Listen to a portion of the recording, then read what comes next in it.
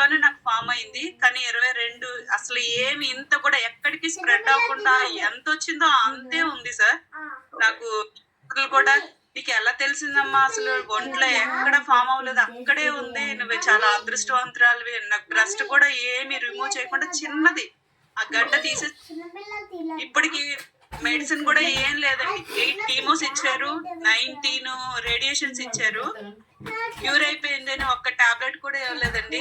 మన కంగిన్ వాటర్ వాడిన తర్వాత నాకు అసలు నీరసం అనేది కూడా రాలేదు. వెళ్ళి ఈ రోజు కీమో ఎక్కించుకుని రేపు చర్చికి వెళ్ళిపోయేదాన్ని, సండే చర్చికి వెళ్ళిపోయేదాన్ని, సాటర్డే కీమో ఎక్కించుకుని సండే చర్చికి వెళ్ళిపోయేదాన్ని. అందరూ నన్ను చూసి అసలు నువ్వు క్యాన్సర్ పేషెంట్ వేనా అని అడిగేవారు.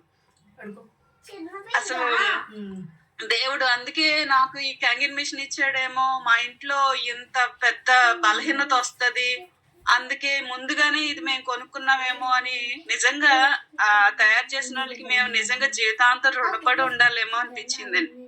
అసలు ఆ డాక్టర్ కూడా ఆశ్చర్యపోయారు. ఎవరికైనా క్యాన్సర్ వచ్చిందంటే ఎవ్వరు ఇలాగా చెప్పుకోలేరమ్మా, ఇంత పెద్దది అయిపోయి బ్లడ్ కారిపోతుంటే అప్పుడు వస్తారు, మీరు ఎలా కనుక్కున్నారు, స్టేజెస్ లోకి వెళ్ళిపోతుంది, మీరు ఎలా కనుక్కున్నారమ్మా అన్నారు.